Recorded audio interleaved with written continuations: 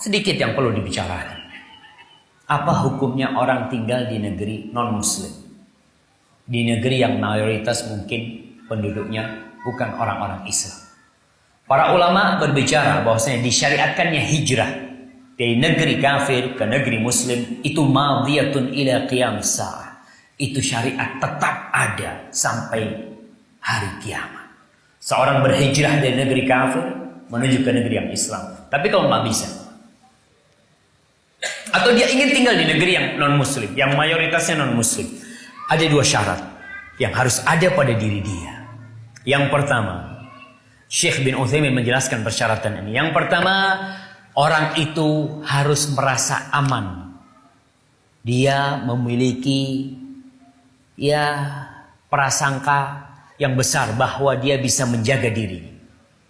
Di mana dia memiliki ilmu, dia memiliki iman, dia memiliki kemauan, yang di situ dia merasa insya Allah ana tinggal di tempat ini, ana akan selamat.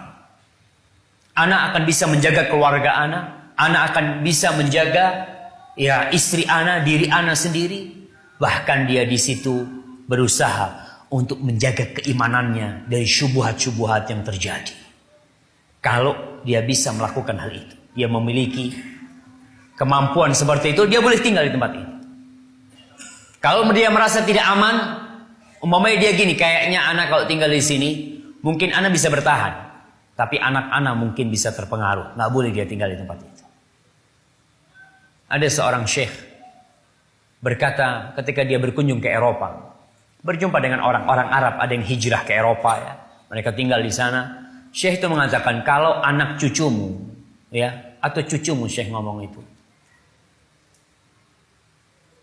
bisa kau jamin dia masih muslim di tempat ini, masih bisa mendirikan sholat, kau boleh tinggal di tempat ini.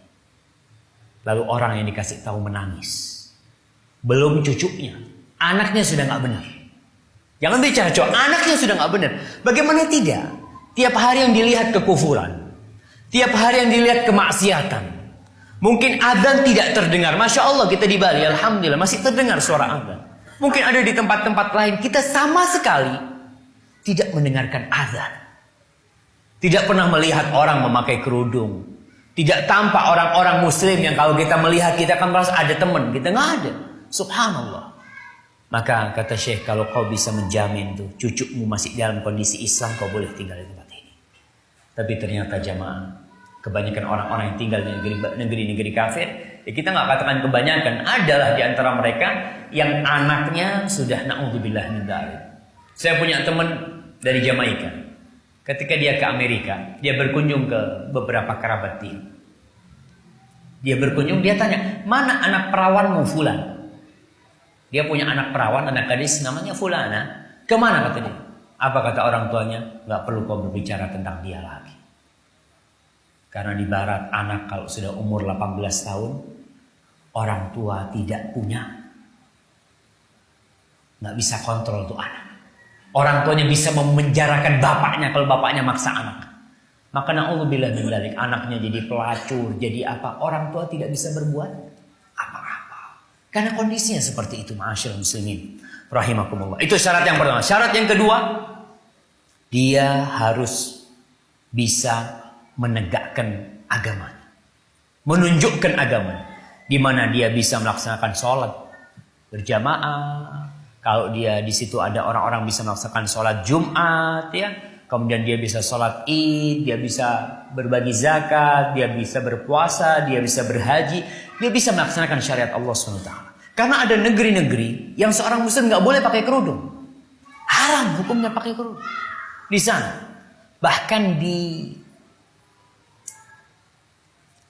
ada satu kota yang namanya Turkistan di Cina sana. Subhanallah. Itu diperangin orang-orang yang pakai kerudung di sana. Diperangin sama mereka. Orang-orang yang pakai jenggot pun diperangin di sana sama mereka. Tapi kalau non-muslim pakai jenggot nggak apa-apa. Bisa antum lihat. Kalau non-muslim umpamanya mafia pakai jenggot nggak apa-apa kata dia. Kan gaya kalau dia. Kalau orang Islam ini pakai jenggot karena agama nih, bermasalah ini. Subhanallah, mereka permasalahkan hal seperti itu. Jadi kalau kita tinggal di negeri itu dan kita tidak bisa menampakkan agama kita, menegakkan syariat Allah khususnya tadi, sholat ya, kemudian zakat, kemudian puasa, maka tinggalkan tempat itu.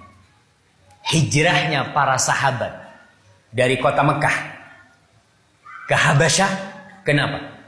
Karena di Mekah mereka tidak bisa menegakkan agama mereka. Di Habasyah, negeri kafir juga, tapi negeri kafir kan nggak semuanya sama. Ada satu yang memberikan kebebasan, ada satu yang memang menekan. Mereka hijrah ke Habasyah, sama-sama negeri kafir. Belum ada negeri Islam pada waktu itu. Mereka hijrah, tapi di situ umat Islam dilindungi hak-haknya. Mereka bisa menegakkan agamanya, maka itu tidak mengapa bagi dia untuk tinggal di tempat itu. Ma'asyiral muslimin rahimakumullah, bada'al Islamu ghariban wa sayaudu ghariban kama bada'. Rasul sallallahu alaihi wasallam mengatakan Islam ini dimulai dengan keasingan, aneh. Jadi orang Islam itu aneh. Orang aneh pertama adalah Nabi kita Muhammad sallallahu alaihi wasallam. Ketika orang-orang sibuk menyembah patung, ada satu yang namanya Muhammad sallallahu alaihi wasallam yang menyembah Allah Jalla Jalaluhu. Ketika orang sibuk menyembah berhala-berhala di kota Mekah, bayangkan di Ka'bah ada 360 berhala yang mengelilingi Ka'bah. Di situ ada seorang hamba yang bernama Muhammad ibn Abdullah yang dia menyeru kepada La ilaha illallah.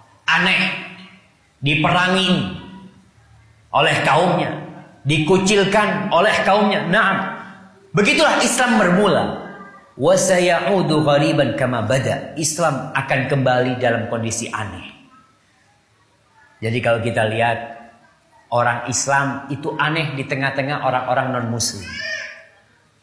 Orang Islam ketika orang-orang sedang makan minum, orang Islam puasa. Loh ente kok puasa? Kata dia. Kita lagi makan nih, akan kelihatan aneh. Ketika orang-orang sibuk di tempat pekerjaannya, ketika mereka sibuk dengan usahanya, seorang muslim dengar azan, tinggalkan pekerjaannya. Dia sholat. Ajib, kata dia. Ini orang-orang lagi syughul cari dunia, kau sholat. Dan itu salah satu keanehan Islam. Pernah ada satu tentara Amerika yang masuk Islam. Ini cerita salah seorang syekh. Kalau nggak salah di Dammam atau di Arab sana lah. Lagi adzan, zuhur kalau nggak salah. Tuh pekerjanya orang Bangladesh, penjaga toko mau nutup toko. Ini orang Amerika, anak mau bayar, mau beli, kata nggak ada kata dia, nggak ada, tutup kata dia. Kata dia, subhanallah, ini orang Islam dikasih fulus nggak mau nih kata dia. Aneh, padahal tuh orang maksa nutup karena peraturan mungkin.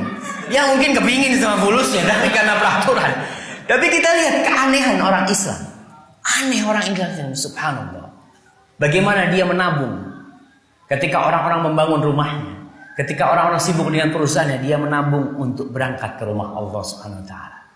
Hanya untuk bisa berkunjung ke rumah Allah, mengatakan labbaik Allahumma labbaik. Labbaik la syarika laka labbaik innal hamda wan ni'mata laka wal mulk la syarika lak. Dia tinggalkan keluarganya, aneh.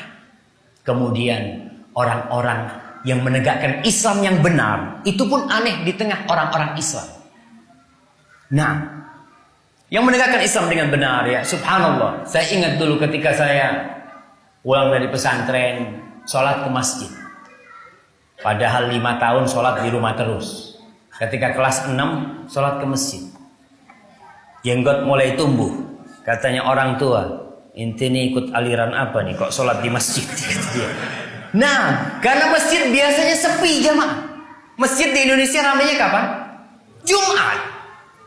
Kok lihat nih ada orang-orang memakmurkan masjid, sholat maghrib ke masjid, asar ke masjid. Ada apa nih? Aneh buat orang Islam. Kalau orang mereka ngerti bahwasanya inilah yang benar. Kita lihat orang-orang Islam yang merapatkan softnya akan dinilai aneh oleh orang Islam yang tidak biasa merapatkan softnya. Dilihat ini, sejadah ini baru yang tahu. Kadang-kadang ada orang yang pulang haji beli sejadah besar ya. Sholat, tahu-tahu ada orang merapatkan softnya naik ke sejadah dia. Lihat, ada sejadah karena aneh. Kenapa dia kok mau merapatkan gitu loh? Buat dia aneh. Karena dia tidak mengerti kalau itu adalah syariat Allah SWT. Kita lihat perempuan-perempuan yang pakai kerudung akan menjadi aneh di tengah wanita-wanita muslimah yang tidak berkerudung. Dia akan mengatakan, udahlah nggak usah sok suci pakai kerudung gitu, yang penting hatinya dikerudungin. Kalau subhanallah jemaah, akan jadi aneh, apalagi dengan munculnya aliran-aliran ya. Ingat, Rasulullah Sallallahu Alaihi Wasallam mengatakan tentang orang-orang yang berpegang teguh dengan agamanya di zaman seperti sekarang, zaman fitnah, zaman Islam itu dilecehkan, zaman Islam itu ditinggalkan, Quran tidak lagi diingat kecuali hanya untuk sekedar cari berkahnya saja. Petunjuk Al-Quran ditinggalkan, orang lebih memilih petunjuk-petunjuk ahli filsafat, petunjuk-petunjuk ya orang-orang yang tidak mengenal Allah daripada petunjuk Al-Quran Al-Karim. Rasulullah sallallahu alaihi wasallam dalam hadis riwayat Abu Dawud, dan hadis ini sahih, beliau mengatakan, inna min waraikum ayyamus subur. Sesungguhnya di belakang kalian tuh ada hari-hari yang penuh kesabaran. Hari-hari yang memerlukan seorang bersabar. As-sabru fihi mithlu qabdin 'alal jamr. Bersabar pada hari-hari itu, pada masa itu, seperti memegang bara api. Tunjukkan kepada saya, siapa orang yang bisa bersabar memegang bara api? Mungkin dia pegang, dia lepas. Ketika dia datang pengajian lagi ya, semangat ya, pegang lagi. Nanti lepas, kita lihat. Kadang-kala kita kalau pulang pengajian semangat. Oh, Masya Allah, anak akan ke masjid sholatnya, anak akan jaga. Dapat seminggu, saya lepas lagi, main ke Kuta. Insya Allah, kata dia. Oh ya Allah, kata dia. Tobat dia. Subhanallah. Ayyamus subur ya man. Butuh kesabaran. Tapi antum jangan mengatakan, Ustaz, anak akan menguji keimanan anak. Akan datang ke tempat-tempat maksiat. Na'udzubillah. Jangan, tempat-tempat maksiat kita itu lemah. Kadang-kala subhanallah, manusia ketika melihat, apalagi matanya ya. Subhanallah, awalnya dia Astaghfirullah, Astaghfirullah, Subhanallah, Allahu Akbar ya. Ini di tempat-tempat seperti ini ayyamus subur, kita harus benar-benar sabar, berpegang teguh dengan agama. Kadang-kala kita lewat ya, matanya nundukkan jalan sambil menunduk gitu kan. Hati-hati, lihat ke depan nanti. Enggak, anak, jaga pandangan anak. Butuh kesabaran hal itu. Sabar melaksanakan perintah Allah, sabar menjauhi larangan Allah, dan sabar terhadap musibah yang menimpa kita. Lil amil fihim, orang-orang yang beramal pada hari-hari itu. Kata Rasul sallallahu alaihi wasallam, mithlu ajri 50 rajulan ya'maluna mithla amali. Orang yang berpegang teguh dengan sunnah-sunnah Rasul, yang menjaga amalan-amalan diajarkan Rasul sallallahu alaihi wasallam pada hari-hari yang penuh kesabaran itu, akan mendapatkan pahala 50 orang yang beramal dengan amalan itu. 50 kali lipat amalan. Para sahabat bertanya pada waktu itu, ya Rasulullah, ajru 50 minhum, yang kau maksud 50 orang dari mereka. Jadi pahala satu orang ini dikali 50 orang dari orang-orang yang hidup pada masa itu. Apa kata Rasul SAW? Ajru 50 minkum, seperti pahala 50 orang dari kalian. Subhanallah jemaah. Tatkala lingkungannya mendukung ya, kita nih yang hidup umpamanya di Madinah, ya Masya Allah, antum dengar azan, semua toko tutup, semua aurat ditutup, Masya Allah. Kita pun yang punya toko, yang punya usaha, mau tutup itu aman. Kenapa? Semuanya tutup, nggak mungkin pelanggannya pindah. Dia kan dukungan itu. Tapi kalau di sini mau tutup, wah nanti pelanggannya pindah ke sebelah, gimana kata dia? Wah, ini fulus urusannya ini. Lingkungannya tidak mendukung, maka di situ pahalanya apa sama pahala orang yang hidup di Bali dengan pahala orang yang hidup di Madinah. Lingkungan mereka mendukung, mereka bisa mengamalkan hal itu. Walaupun di sana tetap butuh kesabaran, tapi kesabaran di negeri ini tentunya akan butuh perjuangan dan pengorbanan yang lebih dahsyat. Maka kita harus melihat, maukah kita tidak terkontaminasi dengan kondisi yang ada.